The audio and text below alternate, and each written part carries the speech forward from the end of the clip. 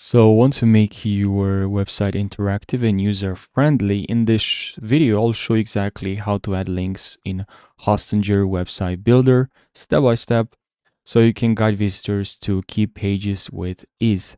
So let's jump right in this video now without wasting any second. So if you want to add links on Hostinger, there are actually many ways, or you can add to an element, to image, video, website.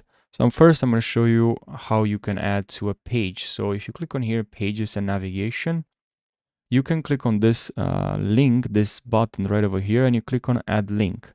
And now you can see here, name this navigation. I can name YouTube channel and then link to a page. So people click on this navigation and they'll be sent to a page on my website, or they'll be directed to a web address. And here I can paste my YouTube channel. Now, you can direct people to a section of your website, to an email address, to a phone number, to a file download. So we can add now a file download, select the file here.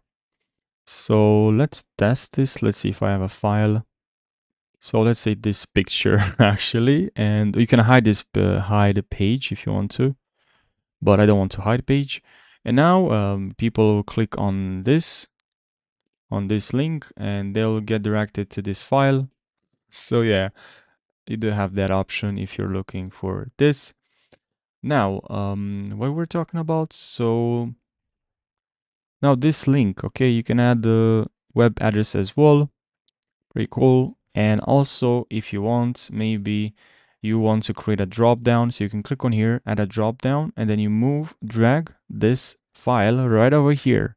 Now, just drag this close, and now is a drop down here. We have a drop down, and this is great when you have a drop to use a drop-down menu with the page link in a website builder. You can create, like, you can add a drop-down, you can add a menu section in your website builder depending on your web builder or on your builder.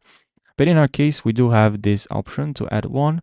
And then what you can do here, now let's say you can add another page. You can click on add page here and create an empty page, maybe a contacts.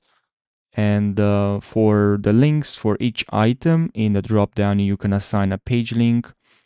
You can simply just link to something specific on your page, or you can link to an item to an external page, as I said before.